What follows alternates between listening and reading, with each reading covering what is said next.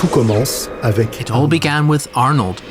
Je devais avoir 11 ou 12 ans. I must have been 11 or 12 when I saw the Terminator. This unreal body appeared on the TV screen. Un corps irréel apparaît. Issu d'une famille française ou une grande... Coming from a very prudish French family, it was the first time in my life I'd seen a naked male body. I don't know why, but right away I knew that I wanted to look like that when I grew up. Je vais être comme ça quand je serai grand. Je me souviens de m'être... I remember standing in my bedroom in front of the mirror. Je me suis mis torse nu. I stood with my shirt off and looked at myself. It was as if I was seeing my body for the first time, and I have to say it wasn't love at first sight. And that's a feeling that has stayed with me ever since.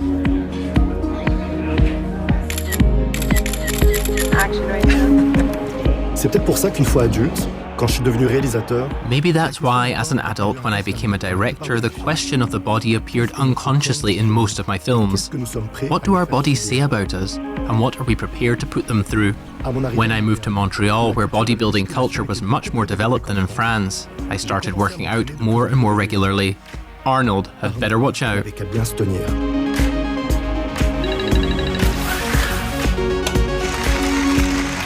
Aujourd'hui, l'entraînement est devenu... Today, training has become a true ritual. It's a habit ingrained in my body as well as a strange form of addiction.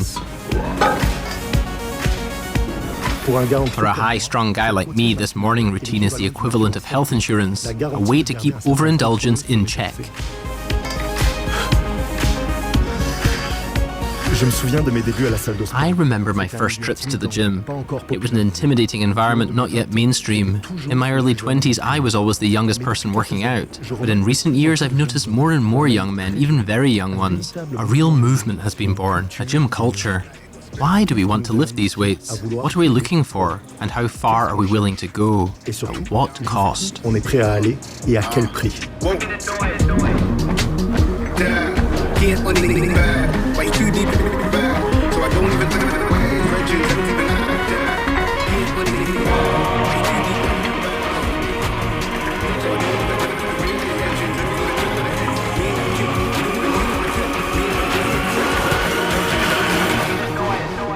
Do you recall a trigger, something in particular that made you think, I want to do this?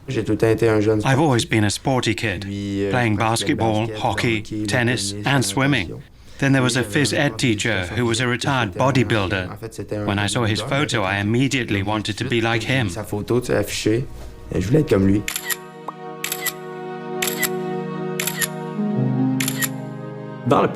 During puberty, when a girl catches your eye, you think, oh, I want her to like me, but you don't know how to go about it.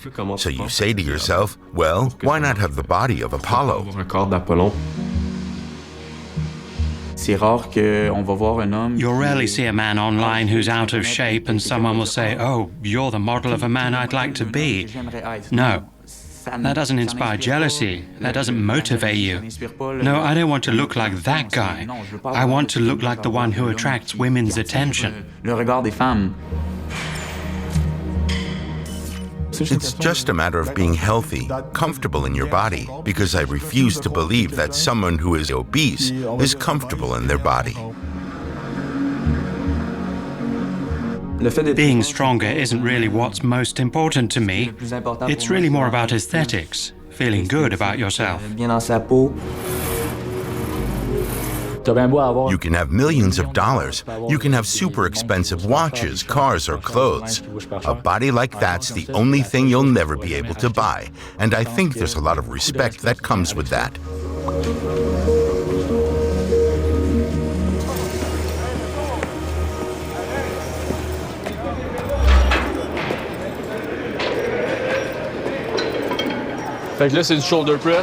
I'll be doing the barbell shoulder press, just warming up to get the blood flowing.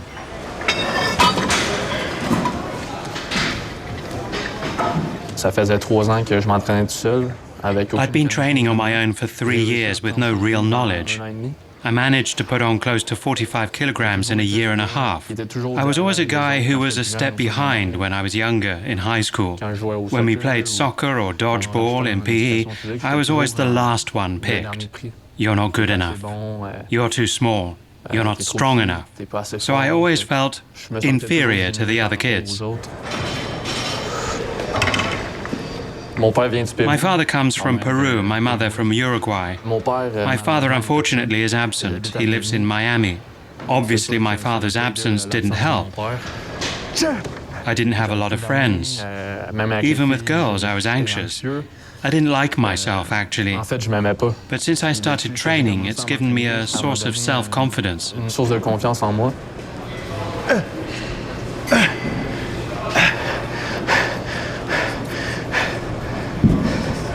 I do 8 reps at 25 kilograms, 8 at 20 kilos. Then I go down. I do 8 at 14 kilos. Then I go back up, 8 reps at 25 kilos, then 8 at 20. That's my set right now. That's one set. One set. And how many sets do you do? I'll do 3 like that. Let's go, man. When I started training, that's when I realized people looked up to me. You've got to admit, I look tough, right?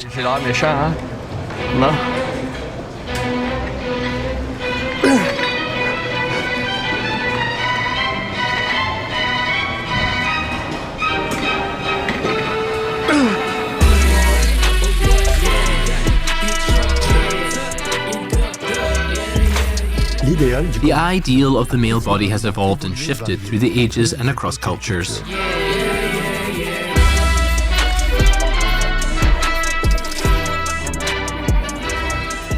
In the late 1800s, the strongman became a popular cultural icon. German showman Eugen Sandow, now considered the father of modern bodybuilding, wowed crowds. This new vision of the male body quickly spread throughout the Western world, largely thanks to 2 brothers from Montreal, Ben and Joe Weider. They created the famous Mr. Olympia bodybuilding competition and mentored an ambitious young Austrian, Arnold Schwarzenegger. While the 1960s saw a brief return to slimmer bodies, the 70s marked a turning point. The first major gym chains appeared, bringing bodybuilding to the general public.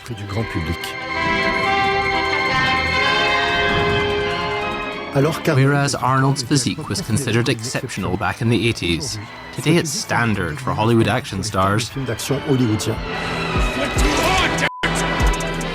Inspired by celebrities and fitness influencers, millions of young people are embarking on the incredible journey to transform their bodies. Among them, Luca. His dream to become the next Mr. Olympia.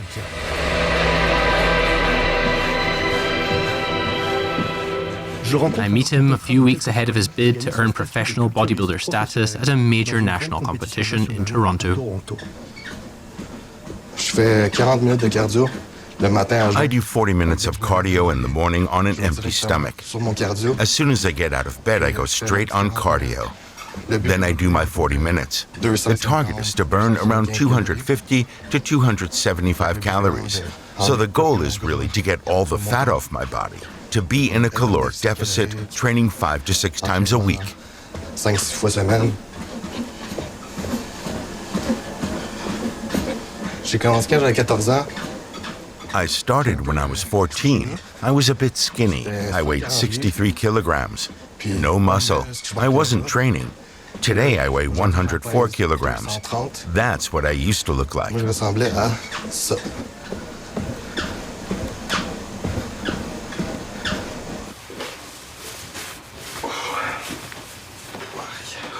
Mes bras sont déjà bien.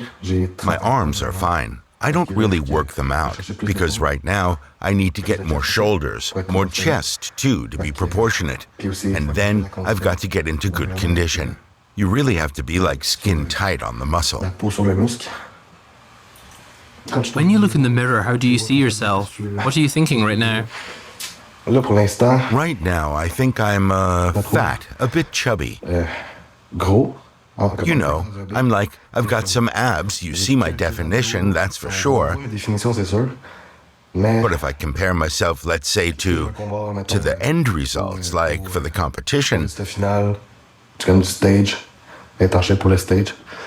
being in shape for that, it's nothing right now. I feel like trash, as they say.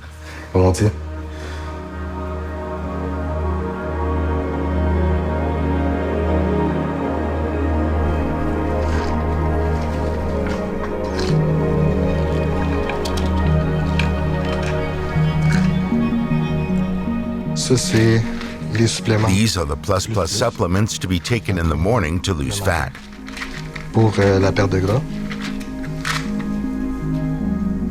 Les suppléments plus What are these plus supplements? fin du 19e In the late 19th century, neurologist Charles-Édouard Bronsicard injected himself with an extract made from dog and guinea pig testicles and described the effects. He claimed to have regained youth and virility through his experiments. But it wasn't until the 1930s that chemist Adolf Butenandt synthesized a steroid hormone in the testes which became known as testosterone. Très rapidement, Testosterone and its derivatives soon found their way into sports. le monde du sport. À partir From the 70s onward, bodybuilders in California gyms experimented with anabolic steroids. leur Popularity of these drugs has grown exponentially. In the restrooms of my gym, I watched as syringe disposal bins appear to ensure everyone's safety. Recently, new products have appeared, SARMs. Like conventional steroids, they're used to build muscle mass, burn fat, and increase muscle definition. They are very popular on social media, and for an entire generation, they have quickly become a gateway drug to steroids. génération. Est-ce que Do you remember the first time you heard about steroids, anabolic products, SARMs? de produits anabolisants de SARM? Je dirais c'est I was around 10 when I first became aware of their existence. que ça existait.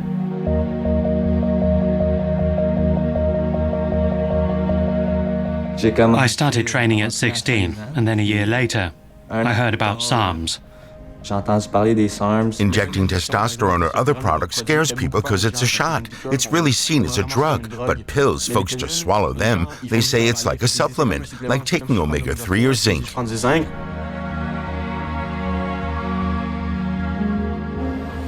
Tu te fais bombarder de publicité où est-ce que c'est des You get bombarded with ads of super huge shredded guys saying if you take this, you take that, it'll happen to you.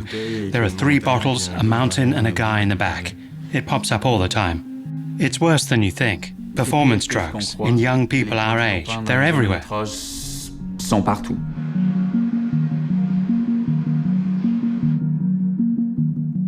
I know a lot of people who use them. Too many, actually. En fait, c'est quasiment grave.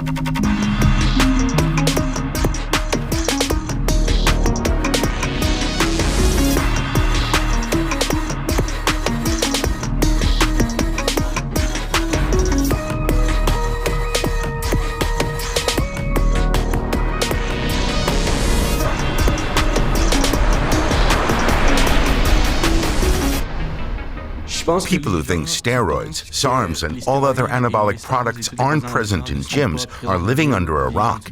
In every gym, there are at least 1, 2, maybe even more guys dealing them. Plus de personnes qui en vendent.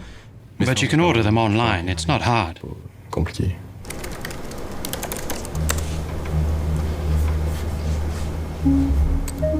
Canadian Anabolics is Canada's #1 trusted mail-order anabolic steroid because we've created a better way to buy steroids online. Our customers love us so much that they continually post amazing comments and reviews. Si certains pays dans le monde ne criminalisent While some countries don't criminalize the possession of anabolic steroids, the sale and trafficking of these products is usually illegal. pourtant Yet there are thousands of websites where you can buy de steroids. les acheter. They offer every conceivable product in injectable or oral form. Oral. Ici, Here, there are no controls, no assurance of the quality of what you're buying. All I need to do is pay and wait for delivery. payer et attendre la livraison.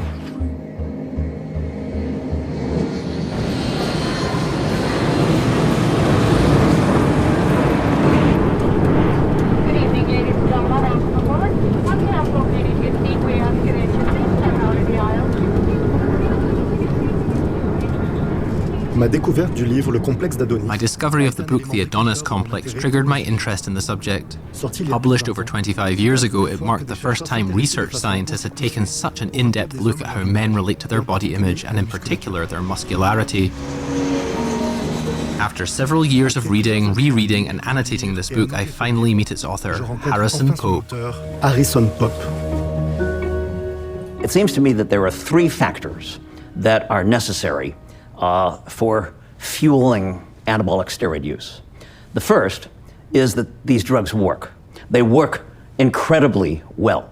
And anybody who tries to deny that is making a fool of themselves. Number 2 is this emphasis on muscularity. We see muscular images all around us every day.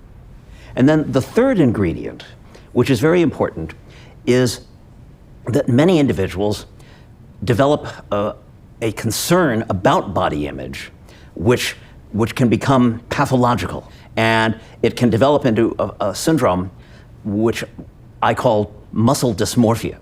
Weightlifters who have this syndrome often refer to it as bigorexia. These guys can be very big and very muscular, but when they look in the mirror, they still perceive themselves as being too small. The increasing societal emphasis on muscularity over the last several decades is dramatically illustrated by the evolution of action toys. I think you call them jouets d'action. And the best example of this is America's favorite male action toy, which is named G.I. Joe. When G.I. Joe first appeared in 1964 during our Vietnam War, he was a perfectly ordinary looking man. But only 10 years later, by 1975, we see that G.I. Joe 1975 has started to put in a bit of time at the gym. If we fast forward into the 1990s, we find that G.I. Joe not only has been spending time at the gym, he has perhaps even done a couple of cycles of anabolic steroids. I believe that this emphasis on male muscularity is here to stay and will probably continue and may even get worse over the next few decades.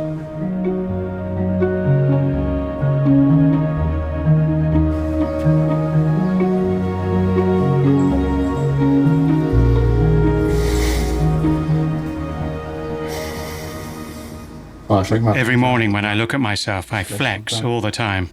Every time I go for a shower, too. À chaque fois que je vais prendre ma douche, même aussi.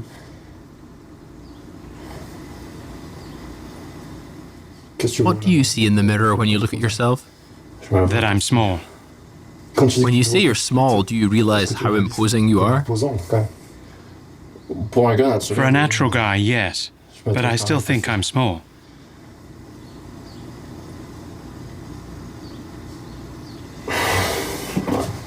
Too small. It's never enough.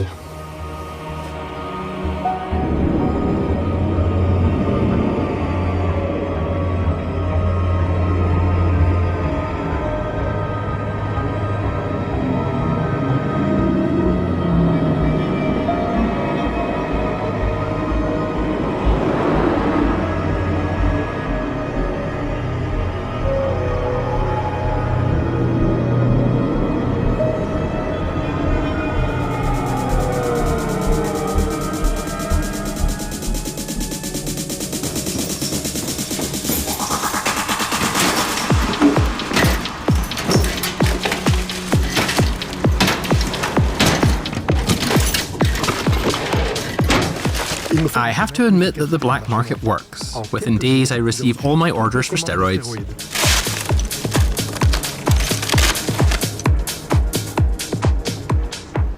Have you ever thought of using them?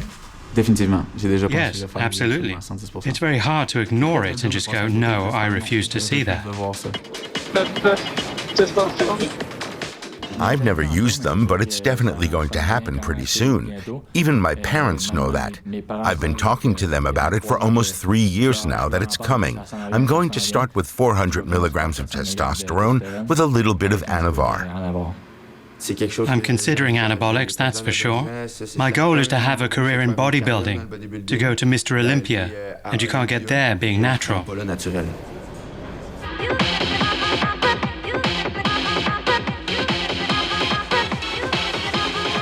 I'll be honest, I use them. I've used them. I'm quite transparent about it. My dosage is 400 milligrams of testosterone tabs per week. I've used SARMs too.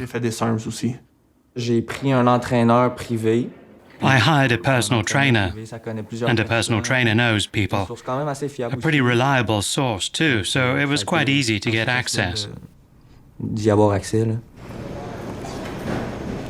Bon, big boy. En forme? Ben oui, bro.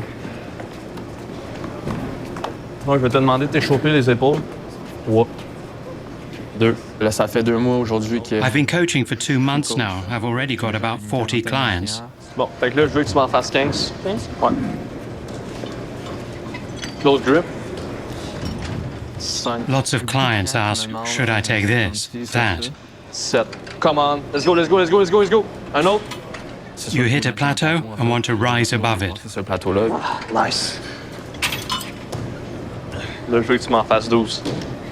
Bon. The fact that I'm natural, I can gain 5 kilos in a year. Guys on staff can gain 9 to 14 kilos a year. It's a really different ballgame.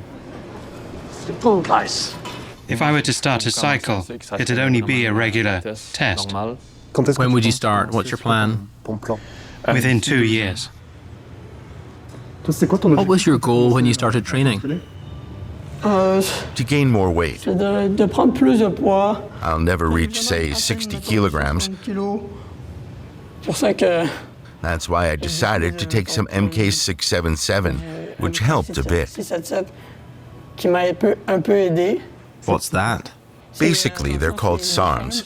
I bought it from a friend. J'avais acheté ça d'un ami et j'ai fait ça un mois. I took it for a month and gained weight. Il m'a donné un autre produit que ça s'appelle. He gave me another product called Rad 140. I ended up in the hospital. Yeah, I ended up with heart palpitations, a heart rate of 220 to 225. Ça aurait pu encore s'empirer. It could have been worse. The doctor said to me, if you hadn't gone to the hospital, you'd be dead right now. Yeah.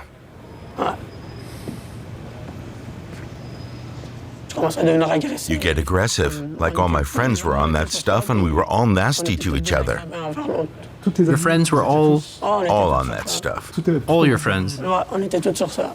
We were all on that stuff. Some were on T-Bol, some were on D-Bol, others on Anavar, all kinds of things. It was ridiculous, yeah.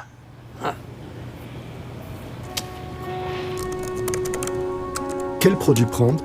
Which product to use? How much? For how long? The internet has all the answers you need. Whether it's on Reddit, YouTube, or the various social networks, you'll find many people addressing the information-hungry public. Avide d'informations. It's called bro science. Anavar, Tribalone, Testosterone, Winstrol V. Today we're going to be talking about EQ, also known as equipoise. Deca. Yo tout le monde, on se rejoint pour cette nouvelle vidéo qui va traiter de la trenbolone. Welcome to this new video on how to use nandrolone. Oggi andremo a parlare del Deca Durabolin. Le Dianabol est lui un produit qui a été créé exclusivement pour booster les performances. زيادة القوة العضلية وزيادة قوة تحمل الجسم. Une cure du Dianabol dure environ 6 semaines. The duration of use should be no more than 3-week period of time. You gotta run it for a long time, probably 16 weeks minimum. If you look at Deca overall, I think it's one of the best anabolic steroids out there. La plupart de ces produits ne sont pas destinés à Most of these products aren't intended for human consumption. Equipoise is meant for horses. And betamethasone, a topical steroid also used by bodybuilders, led to the disqualification of 2021 Kentucky Derby winner Medina Spirit, who died of an apparent heart attack after training later that year. The side effects of these products are numerous. Tremors, night sweats, nausea, muscle cramps, severe injection-induced coughing, loss of libido and erection, testicular atrophy, cessation of testosterone production, gynecomastia, enlarged breasts in men, serious heart problems leading to death, heart attack, stroke, hypertension, acne, cancer, lethargy. Les stéroïdes ont un des taux de Steroids have one of the highest rates of dependence, around 30%. That's more than heroin, cocaine, or alcohol. A recent study showed that steroid users are 9 times more likely to be convicted of a violent crime, twice as likely to be treated with antidepressants or antipsychotics, and have a mortality rate 3 times higher than the general population.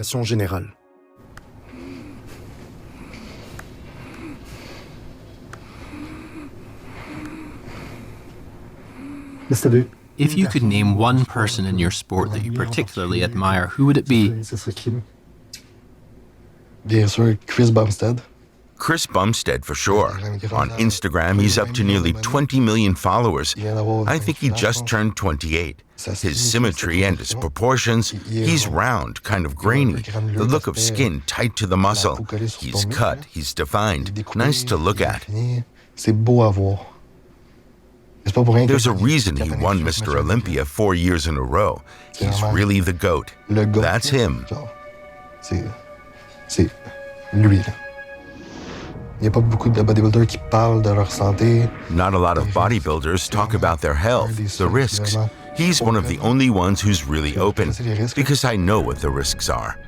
C'est pas santé, là, faire du bodybuilding, mais je fais... Bodybuilding is not healthy, but I do my blood tests every month. I have a doctor. I do what's necessary to make bodybuilding as healthy as possible. Du bodybuilding le plus santé possible. I'd rather live to be 50 doing what I love to do than live to be 80 and say, I should have done that. I didn't do what I love. Life expectancy isn't irrelevant, but I don't think about it. L'espérance de vie est pas importante, mais c'est pas dans ma tête.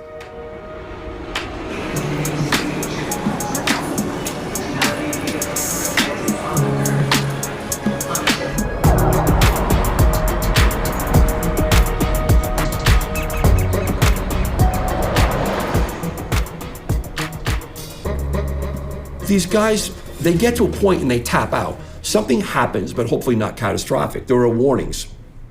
They may have a blood clot. They may have some emotional breakdown, losing too much hair, having too much acne. And now you can't come off of the injections because you feel terrible and you can't have sex without it. If you have mood disorders and you have underlying depression, your brain is more sensitive than the average guy that doesn't have that. I've seen suicides because of men coming off, inappropriately told by physicians to stop steroids. Come on in, man. Good to see you, brother. Likewise. Let's go. I looked at your labs. They're looking pretty good. How much testosterone are we on right now, if you're on anything at all? So currently right now it's 180, 200 mgs a week, 2 shots every Monday, every Thursday. You're going to be on testosterone for the rest of your life. You know that. Absolutely. And then that's a big piece. You tell that to young men. Absolutely. And they say no. And they all love to look at their labs. They get this false sense of security. Here's my concept. Take 2 rubber bands. Brand new rubber bands. Put one rubber band into a vacuum, put it away in a safe. Take the other rubber band and go like this with it. Go like this. Just keep pulling it over and over and over. There's going to be one of those pulls. Sooner or later, it's going to snap. But right before this one snapped, if you took that rubber band out and you placed it together and you looked at them with the naked eye, they look the same. That's what happens to steroid users. My labs were fine. My labs were fine. My labs were fine. Until it's not.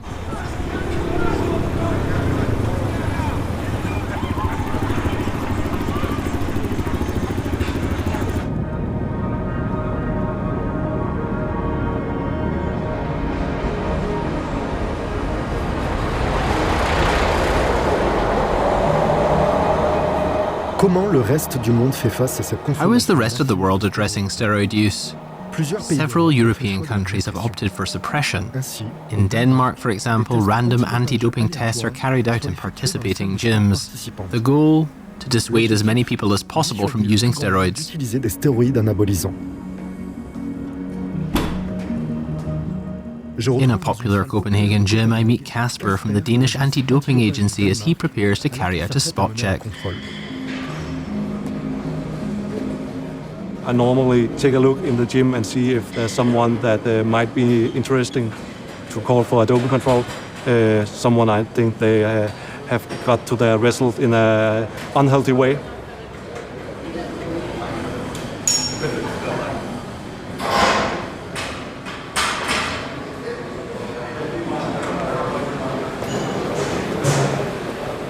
Okay, then I need you to sign here.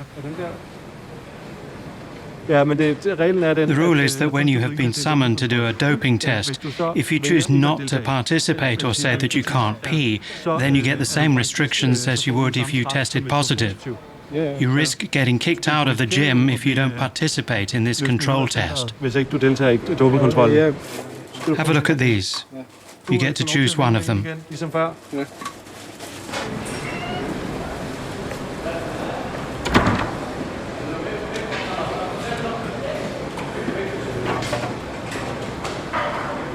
There's no liquid coming. Sometimes it helps if you let the water run so you can hear the sound of the water.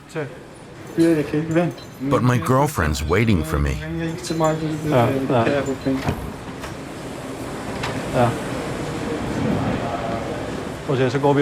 We will go to the room over here so we can write it down. I'm writing.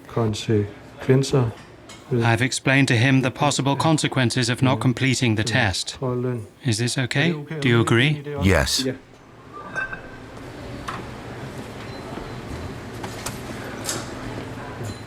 He had an appointment with his girlfriend, so he had to leave. So now he possibly will be given a sanction of 2 years. Une fois banni de sa salle de sport pour 2 ans. Once banned from his gym for 2 years, if he wants to continue training, he will have no choice but to join an independent gym that refuses to participate in the national anti-doping scheme. But in the end, does this policy really reduce steroid use in Denmark?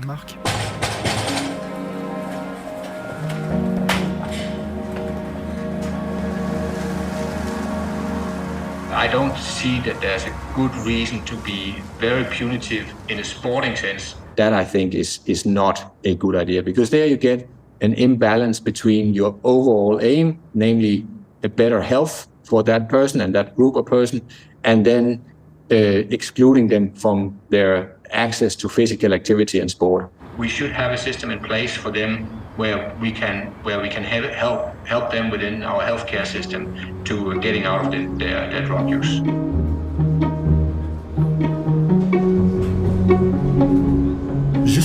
In Scotland, the authorities have taken a totally opposite approach, opting for a harm reduction policy inspired by what is done to help drug users.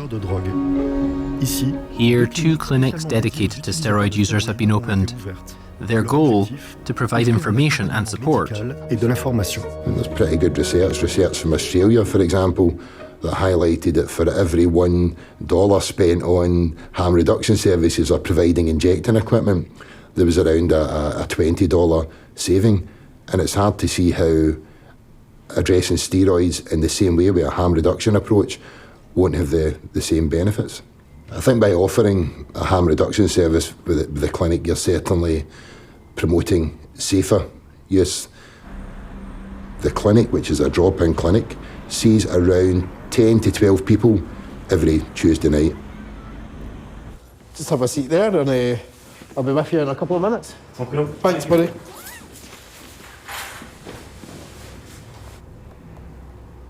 The clinic showed me what was going on in my body. Colin and the guys here were, very persuasive in saying, let your body heal. When it comes down to it, fundamentally, it's about health, happiness, and fitness. And steroids, for the most part, will not contribute to health, happiness, and fitness. I've never experienced steroid rage. I have experienced, I dare say, mood swings, especially with harsher compounds. Such as Trenbolone. Such as Trenbolone, yeah. But you don't use that anymore? Absolutely not. It would be good to take your blood pressure first to see if there's any issues there. However, I do need to find the big cuff first, as this one's not big enough. There we are.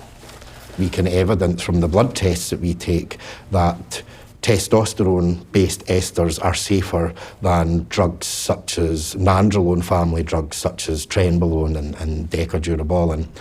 Around about 5 years ago when this clinic first opened, I would say it was almost half of all the people attending were using Trenbolone. Now I'd say you're lucky if it's 5%. Which one would you prefer? I mean, you've got such big veins, Sean, it's not going to really matter. I would say for those under the age of 21, their hormonal system is still developing, so it can have detrimental effects to their development.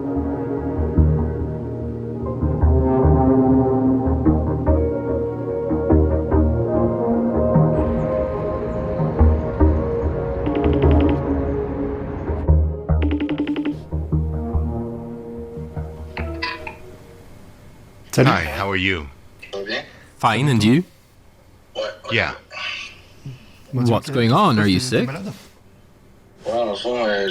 Yeah, basically I've got pneumonia in both lungs. I've been to the hospital. I spent the night in hospital. I couldn't breathe. I coughed up blood. It's like a big deal right now, so it's tough. I can imagine. So what happens next? The next step is to rest, to rid my body of toxic substances. What about the competition in Toronto?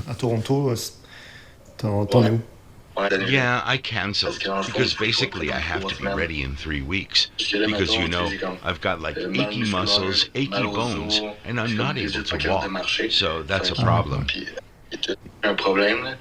Take care, get some rest. Thanks.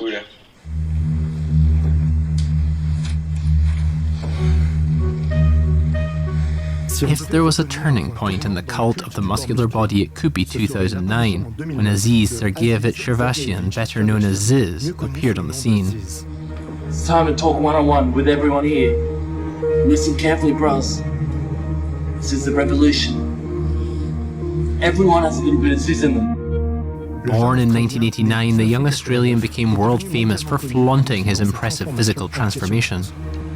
Often considered the internet's first fitness influencer, Ziz presented himself as son of Zeus, brother of Hercules, father of aesthetics. In this case, aesthetics means a lean, muscular physique with broad shoulders and physical symmetry, perfect according to purely aesthetic criteria.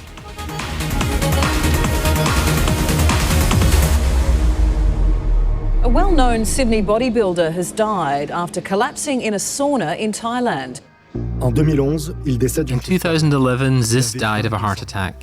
He was 22 years old. The toxicology reports were never made public. Since his death, hundreds of Ziz-based keywords yield millions of results on Instagram. His fans call themselves the Ziz Army. The emoji of Poseidon's trident can now be found on most profiles of young men with a passion for bodybuilding, in tribute to Ziz's quest for the body of a Greek god. It symbolizes power, strength, and a certain vision of masculinity. Ziz spearheaded a movement long before anyone realized what was happening. There's 3 things that you need to focus on if you want to be a high-value man. Mindset, muscle, money.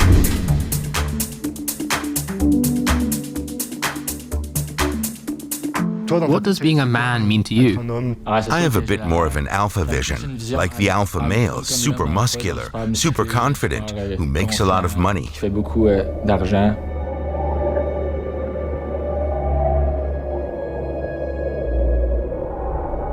I'm a bit old-fashioned. For me, a man's got to go to the gym, to beef up a bit. Someone who can support himself and his wife, or his husband. He's got a body that shows discipline and respect for himself. In my opinion, a man must be capable of being dangerous, to protect his family and his loved ones. Rule number 33, fear no man on this earth. Be the mighty lion amongst wild beasts. Well, like a lion. You don't show your emotions. You're there for everyone. Like a sort of punching bag for your loved ones. Because you're the tough one, you're the guy.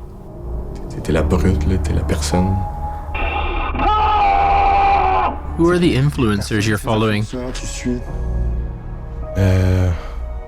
What? There are pros and cons, but like Andrew and Tristan Tate, you know, they're people who are going to tell the truth, what we want to hear. Dire la vérité, qu'est-ce qu'on veut entendre? The man who goes to the gym every single day, regardless of how he feels, will always beat the man who goes to the gym when he feels like going to the gym. And anyone who sits here and tells me, well, depression's real, you're telling me that your mindset is weak. The first big money I ever made in my life. Influencer Andrew Tate has become extremely popular with young men around the world. A specialist in misogynistic comments, he believes that women belong at home and are their husband's property. They're also responsible for any sexual violence they suffer, he says.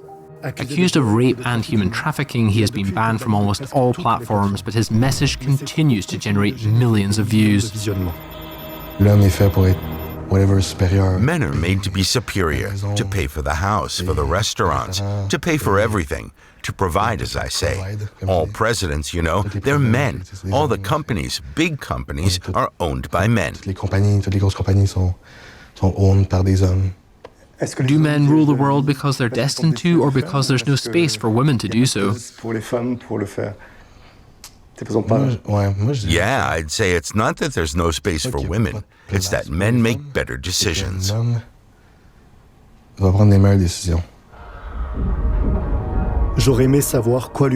wish I'd known what to say to him. As much as I feel close to him in the way our bodies have become an outlet, our visions of society diverge a lot. Why have Andrew Tate and other manosphere influencers gotten such a hold on young men with a passion for bodybuilding?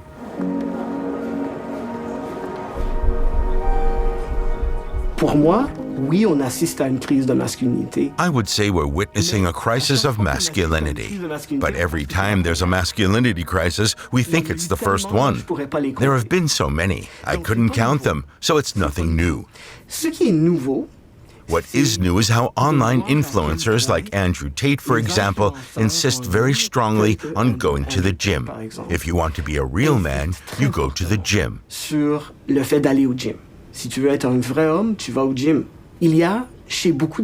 There is, in many boys and men, a desire for certitude when it comes to social order. And since we're increasingly questioning the differences between the sexes, between men and women, it's a way basically of trying to consolidate masculinity on a physical level.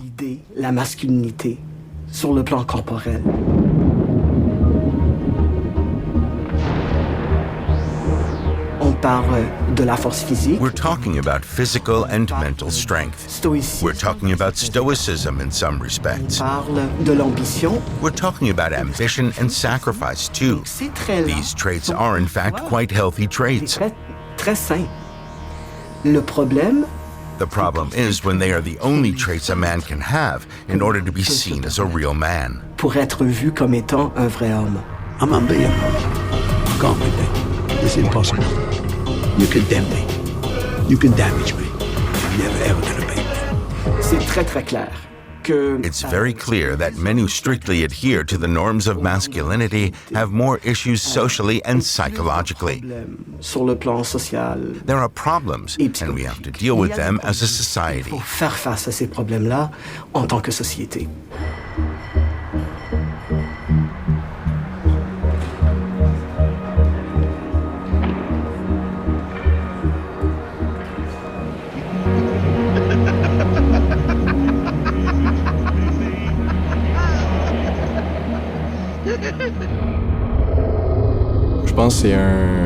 I think it's a kind of emptiness that I had, that bodybuilding helped fill.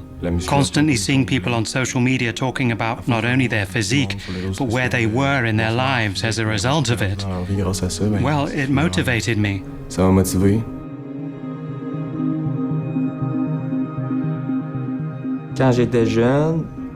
When I was young, I didn't feel good in my body. I had a sort of malaise, a social malaise. I wanted to look good. A fight in the schoolyard. I got beaten up. So that's pretty much why I started going to the gym.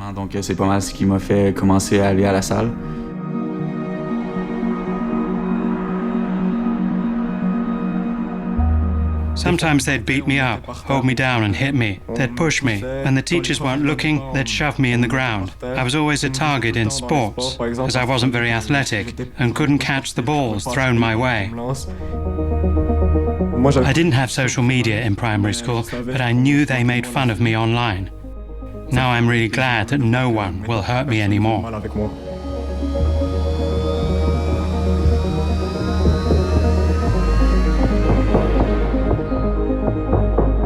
Through primary school and into high school, I was overweight and a target of constant bullying. I used to cry, you know, it wasn't fun. But right now, I'm looking at how I've developed.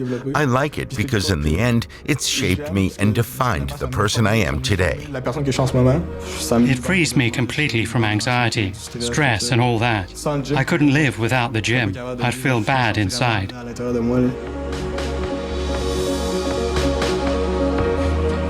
Ce qu'ils me confient n'est pas différent de What they tell me is no different from what I've been through. I've also experienced bullying and violence. For me, growing up gay in a very religious family in the south of France meant growing up with lies and dissociation. I quickly learned that I had to build a body, an identity, and a way of behaving that was within the bounds of what's acceptable. For me, the message was clear. To find your place, you have to assert your masculinity through your body.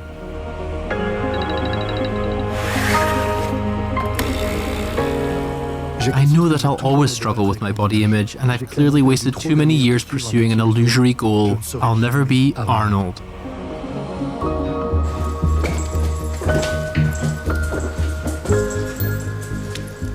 You good?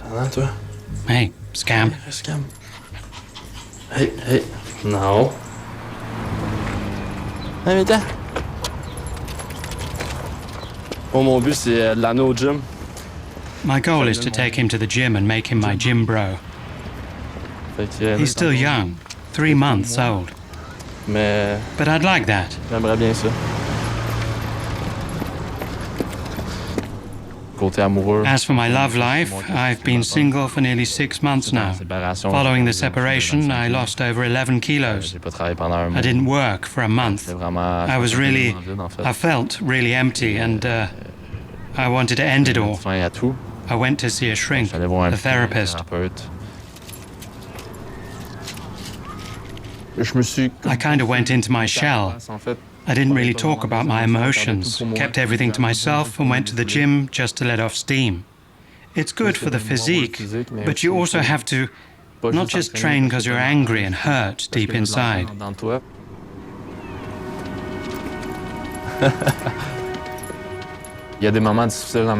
There are difficult times in my life, and the places where I really feel good is at the gym.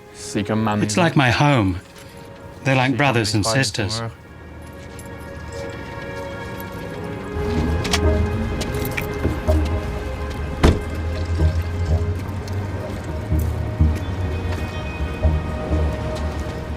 For how long have you been back since you got sick? It's been 2 weeks now. I was off for 3 weeks. The reason my immune system went down was the stuff, the trend. I'd been taking it far too long. It messes with your breathing. In the long run, it promotes bacterial infections.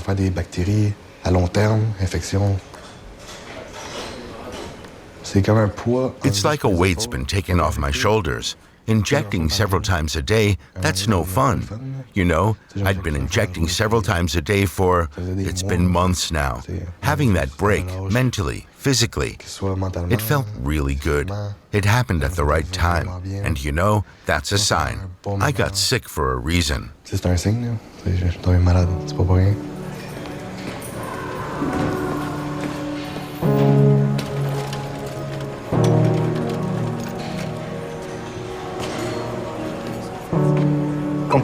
When you're on the stuff, you're like a superhero? Exactly, like a superhero. It's like you're immortal. You have confidence, you're pumping way better at the gym, you look so much better, like 1,000 times better.